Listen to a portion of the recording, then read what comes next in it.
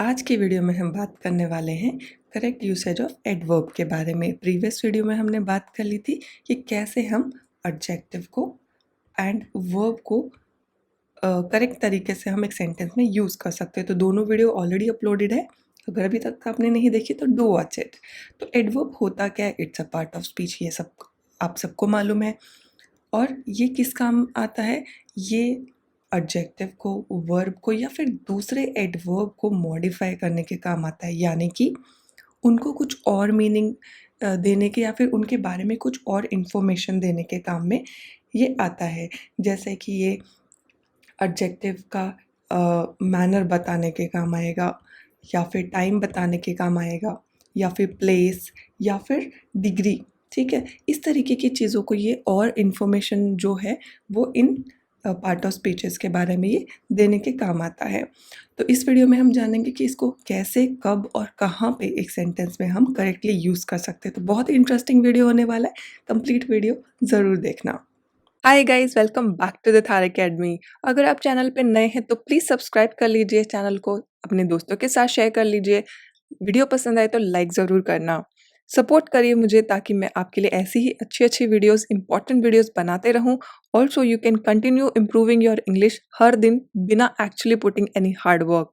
चलिए स्टार्ट करते हैं। जब हम बात करेंगे एडवर्ब की, तो एक छोटा सा इम्पॉर्टेंट पॉइंट है जो ध्यान में आपको रखना है कि ट्राई करिए ऑलवेज एडवर्ब को, कोशिश करना है कि जितना हो सके उतना जिस वर्ड को हम मॉडिफाई कर रहे हैं, किसको, जिस एडजेक्टिव को, वर्ब को या फिर एडवर्ब को हम मॉडिफाई कर रहे हैं, जिसके बारे में इंफॉर्मेशन और हम देना चाह रहे हैं, इस एडवर्ब को उसके जितना पास हो सके या फिर उसके बिल्कुल पहले, बिल्कुल उसके नेक्स्ट में उसको रखने की कोशिश करनी है, सो दैट हमारे लिए बहुत आसान हो जाए, या फिर समझने वाले के लिए, जो दूसरा हमारे सेंटेंस को पढ़ रहा है, सुन रहा है, उसके लिए आसान हो जाए ये समझ लेना कि ये एडवर्ब किसके लिए एग्जैक्टली यूज़ किया जा रहा है, right.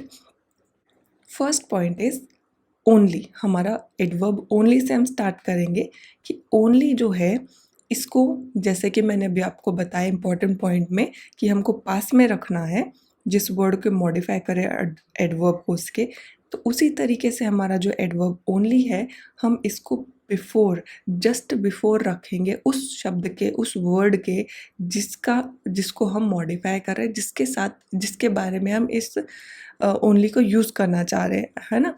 For example, I completed only 2 task. तो मैंने सिर्फ 2 टास्क खत्म करे।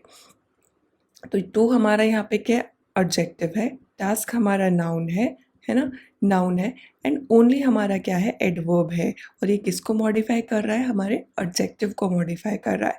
तो हमने जस्ट उस वर्ड के पहले हम इसको रखेंगे, ओनली को हमेशा, जिसको ये मॉडिफाई कर रहा है। एक और एग्जांपल देख लेंगे, I praised him only when he comes on time. तो हम किस वर्ड के ऊपर फोकस करना चाह रहे हैं कि जब, मैं उसको जब ही प्रेज करता हूँ, सिर्फ जब ही, ओनली व्हेन, सिर्फ जब, जब वो समय पे आता है। तो जिस वर्ड को हम मॉडिफाई कर रहे हैं उसके जस्ट पहले हमको इस एडवर्ब को यूज़ करना है। ये हो गई रिटन इंग्लिश की बात। लेकिन जब हम स्पोकन इंग्लिश करते हैं, जब हम आम बोलचाल की भाषा का इस्तेमाल करते हैं, उस वक्त कभी कभी ऐसा पॉसिबल है कि हम ओनली को तब यूज़ करें जिस वर्ड पे हम स्ट्रेस करना चाह रहे हैं, irrespective of written, grammatically correct. जो हमारा, हमेशा आप देखेंगे कि जो हमारा स्पोकन इंग्लिश होता है वो थोड़ा सा डिफरेंट होता है, थोड़ा सा कैजुअल होता है एज़ कम्पेयर टू हमारा रिटन इंग्लिश, है ना। तो उसी तरीके से स्पोकन इंग्लिश में हम मोस्टली ट्राई करते हैं कि जिस वर्ड पे हम स्ट्रेस करना चाह रहे हैं उस वर्ड से पहले हम ओनली को यूज़ करें। यानी कि अगर हम बोले ही ओनली कंप्लीटेड, उसने 2 ही जो टास्क थे कंप्लीट क्या करे, सिर्फ 2 कंप्लीट करे टास्क, सिर्फ कंप्लीट करे 2 टास्क, ठीक है। तो यहाँ पे 2 के बजाय हम कंप्लीटेड के पहले ओनली को यूज़ करें, क्योंकि हम स्ट्रेस करना चाह रहे हैं कंप्लीटेड के ऊपर, राइट। सेकेंड पॉइंट, हम नॉर्मली एरर कमिट करते हैं कौन कौन से एडवर्ब को यूज़ करने में, एवर, नेवर या फिर स्कैर्सली। एवर मतलब कभी भी, नेवर मतलब कभी नहीं, स्कैर्सली मतलब हार्डली कभी। तो इन एडवर्ब्स को हम जब यूज़ करते हैं सेंटेंस में तो काफ़ी कॉमनली हम एरर कमिट करते हैं। तो हमको यूज़ कैसे करना है देन, जैसे कि अगर हम बोलेंगे this is the best article we ever remember to have read, तो जब हम यहाँ पे क्या एरर क्या है, गलत हम यूज़ कर रहे हैं ठीक है, लेकिन गलत कैसे यूज़ कर रहे हैं। तो this is the best article, ठीक है, ये सबसे बेस्ट आर्टिकल है। वी, हमने कभी भी, रिमेंबर, मुझे कभी याद है कि पढ़ा हो। तो रिमेंबर से पहले एवर अगर हम लगाएंगे तो वो गलत हो जाएगा। हमको इसको यूज़ करना है कैसे, then correct form of usage इसका क्या होगा, this is the best article, ठीक है, ये बेस्ट आर्टिकल है। वी रिमेंबर, मुझे याद है, मैंने कभी पढ़ा हो। टू एवर हैव रेड, तो जैसे कि हमारा जो बेसिक हमारा कंसेप्ट है कि जिस फ्रेज़ को या फिर जिस वर्ड को हम मॉडिफाई कर रहे हैं, जिसके बारे में इंफॉर्मेशन दे रहे हैं, हमको हमारे एडवर्ब्स को उनके पास में रखना है, राइट। तो मुझे याद है, रिमेंबर से पहले नहीं आएगा, मुझे याद है, मैंने कभी पढ़ा हो, मुझे कभी याद है।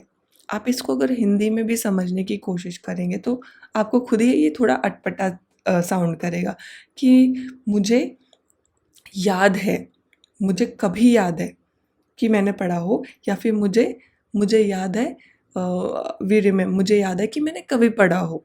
तो इस तरीके से जब आप इसको समझेंगे तो वी हैव एवर रेड, तो हमेशा इसको पहला पॉइंट तो साथ में रखना है, दूसरा इस तरीके से इसका फॉर्म होगा, राइट।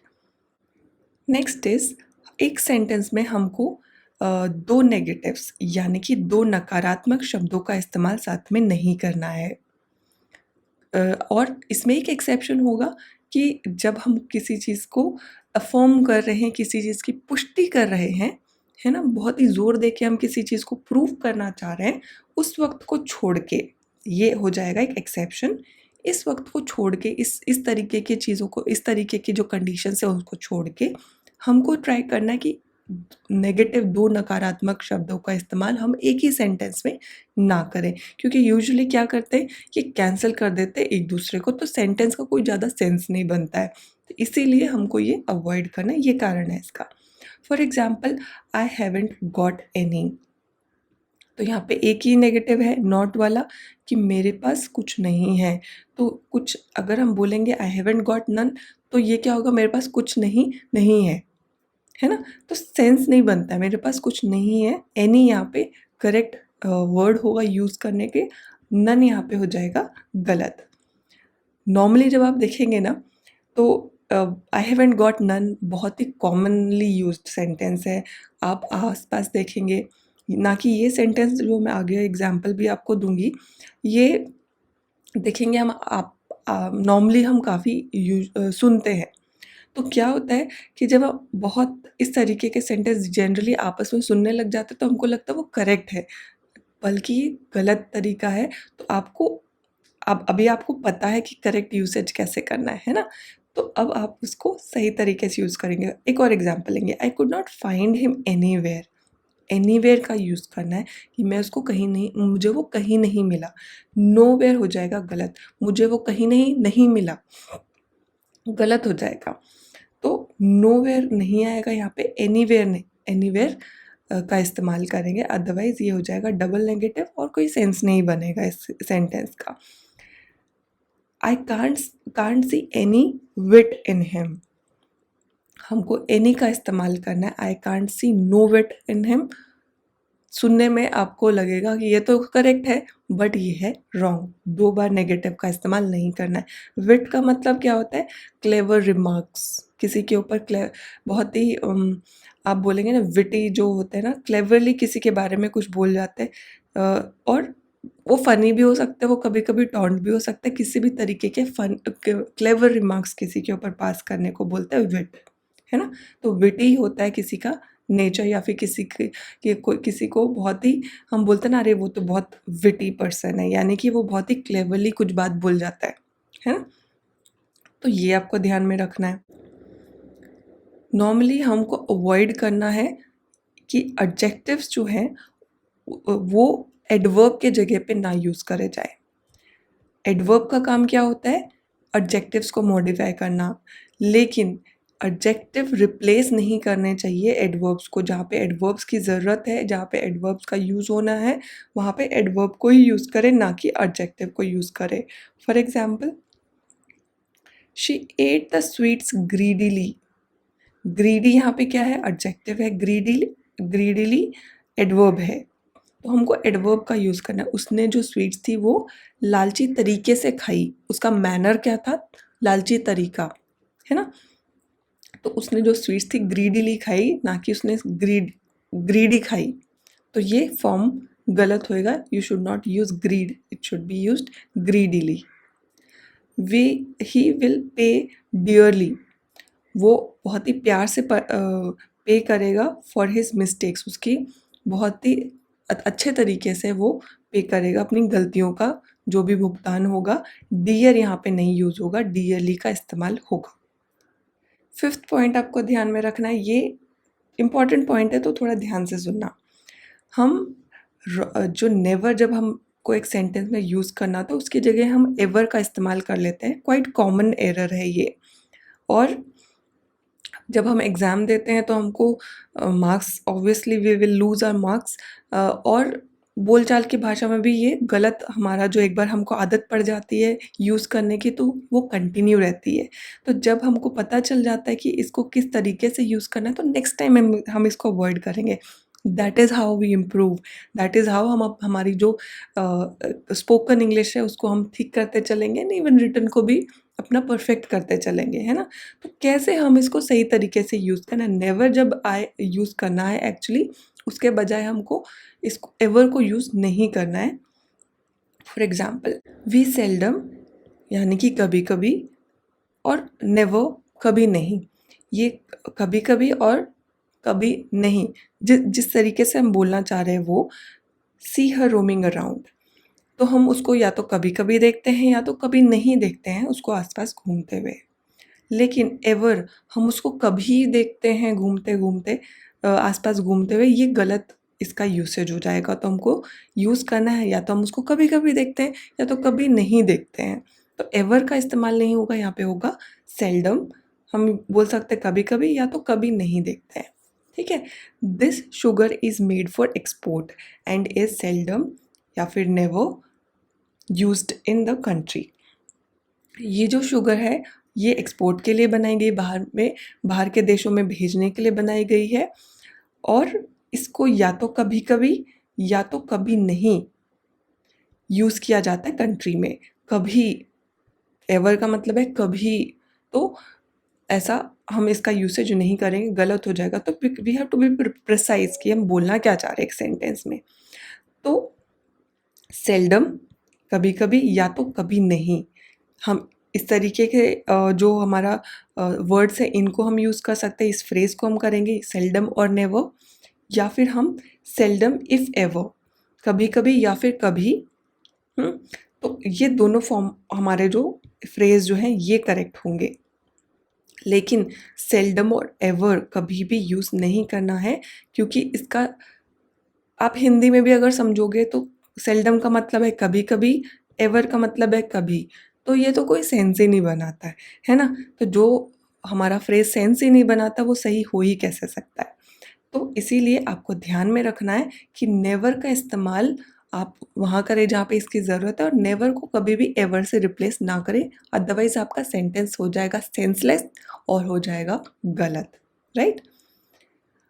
अब बात कर लेंगे कि एल्स जो है वो फॉलो करना चाहिए, बट एंड नेवर से उसका फॉलो कभी नहीं होना चाहिए। यानी कि एल्स जब हम एक सेंटेंस में यूज़ कर रहे हैं उसके बाद में हम बट जो है उसका यूज़ करेंगे, एल्स के बाद में देन का इस्तेमाल नहीं होगा।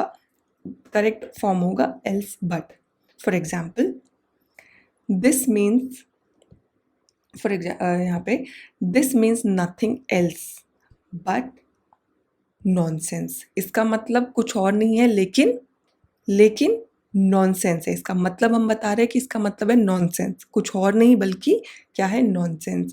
Nothing else than nonsense, then का इस्तेमाल नहीं होगा, it will be grammatically incorrect also, sense भी नहीं बनता है, तो नॉनसेंस ही हो जाता है ना। This means nothing, nothing else, इसका मतलब कुछ और नहीं है बट, तो ये हमको ध्यान में रखना है, एल्स के आगे हमको यूज़ करना है, उसके जस्ट नेक्स्ट में यूज़ करना है बट को, देन को नहीं यूज़ करना है।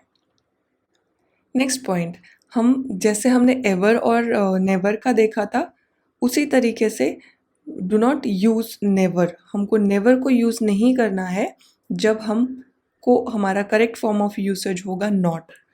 For example, he never referred this issue, बहुत ही कॉमनली यूज सेंटेंस है, तो we should not use this kind of sentence. हमको इनफैक्ट यूज किस तरीके से करना चाहिए, ही डिड नॉट एवर, उसने कभी भी रेफर नहीं किया इस इशू को।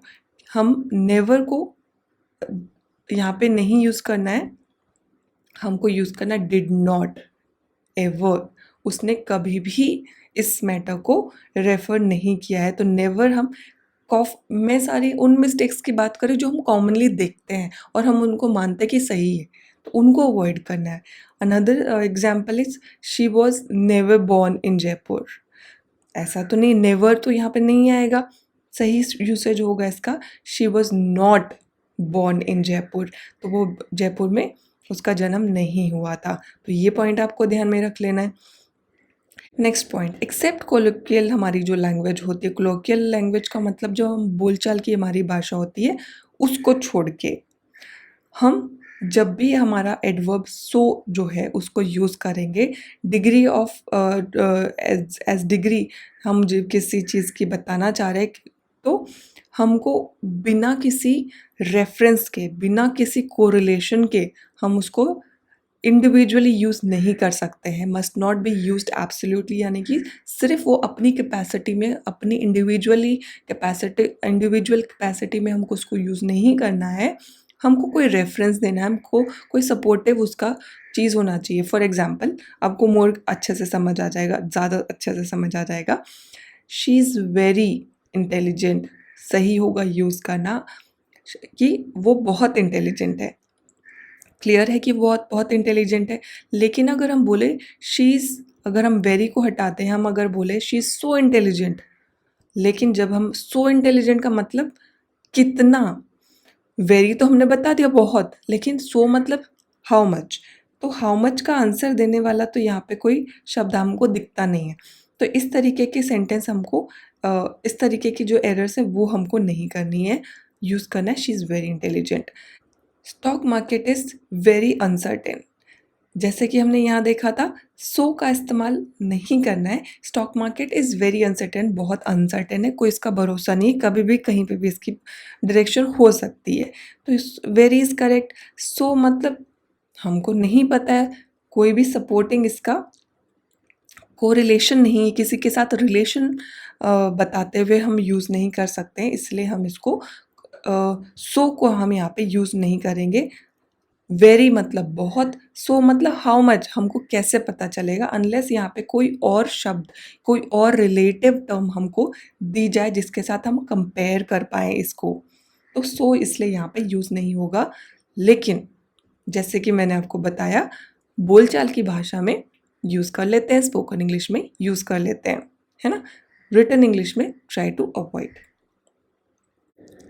नेक्स्ट पॉइंट, दैट जो है हमारा प्रोनाउन, इसको हमको यूज़ नहीं करना है हमारे एडवर्ब के, एडवर्ब जहाँ पे सो का इस्तेमाल, एडवर्ब सो को जब हम यूज़ कर रहे हैं एक सेंटेंस में, उसके बजाय हमको दैट को यूज़ नहीं करना है। For example, she went only so far, correct होगा दैट फार हमको यूज़ नहीं करना है।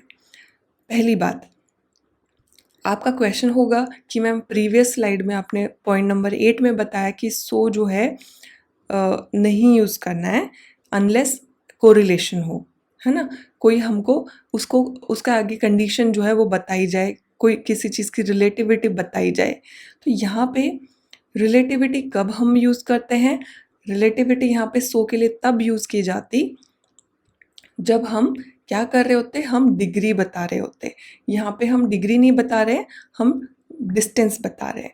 तो इसीलिए हमको यहाँ पे कोरिलेटिव टर्म की ज़रूरत नहीं है। लेकिन अगर मैं बोलूँ she is so tired of the procedure, यहाँ पे देखो सो टायर्ड मतलब शी इज़ वेरी टायर्ड, है ना?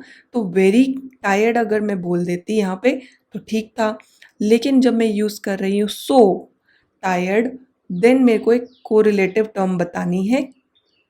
क्या, किस चीज़ से, है ना? She is very tired of the procedure, वो इस प्रोसीजर से टायर्ड हो गई है, तो इसीलिए यहाँ पे सो का इस्तेमाल कर सकते हैं, दैट का यूज़ तो नहीं होगा। वेरी का इस्तेमाल हम कब कर सकते थे, जब हम ऑफ द प्रोसीजर नहीं होते, हम एक इंडिविजुअल टर्म बता रहे होते, शी इज़ वेरी टायर्ड, तो हम यहाँ पे इसका वेरी का इस्तेमाल कर सकते थे। तो कंफ्यूज नहीं हो जाना है कि कब हमको सो का इस्तेमाल करना है, कब सो का इस्तेमाल नहीं करना है। जब हम सो का इस्तेमाल करेंगे डिग्री बताने के लिए, कोई प्रॉब्लम नहीं है, आप यूज़ कर सकते हैं डिग्री बताने के लिए, लेकिन उसके आगे आपको उसका कोरिलेशन बताना है, इसका एक रिलेटिव टर्म बताना है। क्या, एक और सिमिलर एग्जांपल देती हूँ। He was so angry that he bang the door. वो अगेन यहाँ पे जब हम एंग्री की डिग्री बता रहे हैं, तो उसके आगे हमने एक रिलेटिव उसका बताना है, रिलेटिव टर्म बताना है कि क्या।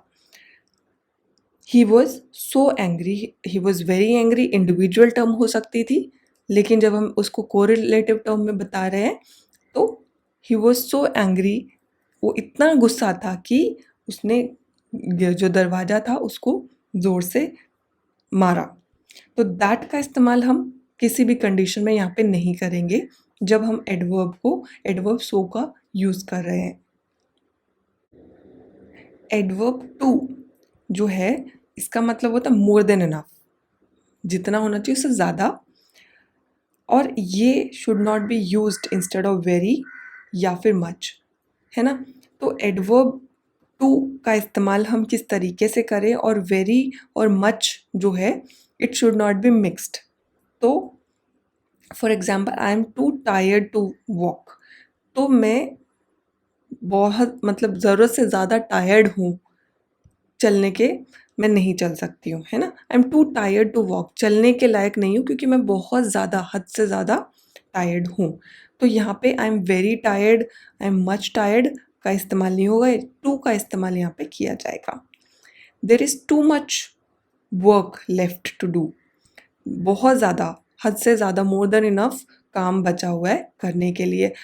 तो यहाँ पे वेरी और मच का जो यूसेज है वो नहीं होगा। सिमिलरली जहाँ पे वेरी और मच का यूज़ होगा वहाँ पे टू का इस्तेमाल नहीं करना है।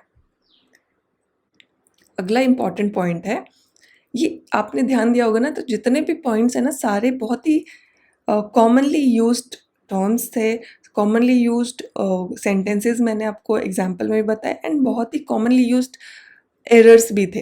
तो ये चीज़ें आप एक बार ध्यान में रखोगे ना तो आपके बहुत सारे एरर्स आप कमिट करना बंद कर दोगे स्पोकन इंग्लिश में, इवन एग्ज़ाम में आप काफ़ी इम्प्रूव कर जाओगे। तो ध्यान में रखना है, एक बार में कुछ आपको क्वेरी आती वापस से देखो, आपको डेफिनेटली आपकी क्वेरी क्लियर हो जाएगी। तो ऑफकोर्स जो टर्म है हम काफ़ी बार लूजली मतलब कैजुअली यूज़ कर लेते हैं, जब हमको सर्टेनली या फिर अनडाउटेडली जहाँ यूज़ करना होता है उसके जगह ऑफकोर्स हम बहुत ही लाइटली यूज़ कर लेते हैं। लेकिन हमको जो ऑफकोर्स है कब यूज़ करना चाहिए, ऑफकोर्स हमको यूज़ करना चाहिए जब हम किसी चीज़ को कोई भी चीज़ नेचुरली है ही या फिर इनएविटेबल कॉन्सिक्वेंस है, मतलब वो तो होके ही रहेगा, अनअवॉइडेबल जिसको बोलते हैं, है ना?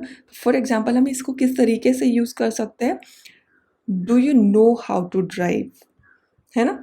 जब हम पूछेंगे do you know how to drive, तो ड्राइव करना नेचुरल नहीं है, इनएविटेबल भी नहीं है, तो उस वक्त हम यूज़ करेंगे सर्टेनली का।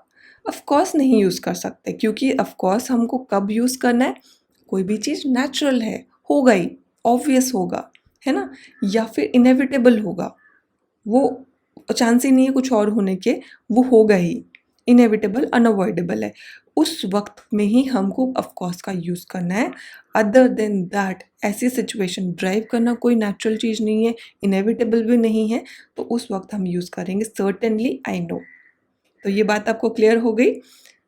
इन केस आपको कोई और क्वेरी तो डेफिनेटली आप कमेंट सेक्शन में लिखना, I will definitely clear that doubt. So that's it guys. अगर वीडियो आपको अच्छा लगा और किसी भी तरीके से हेल्पफुल था, आपकी कोई भी नॉलेज में इम्प्रूवमेंट हुई है, तो डेफिनेटली आप भी मेरे लिए हेल्पफुल हो सकते हैं just by subscribing the channel, also अपने दोस्तों के साथ शेयर करके। चलिए वापस से मिलेंगे नेक्स्ट वीडियो में कुछ नया, कुछ एक्साइटिंग एंड कुछ इन्फॉर्मेटिव सीखने के लिए। Till then take care of yourself and bye bye.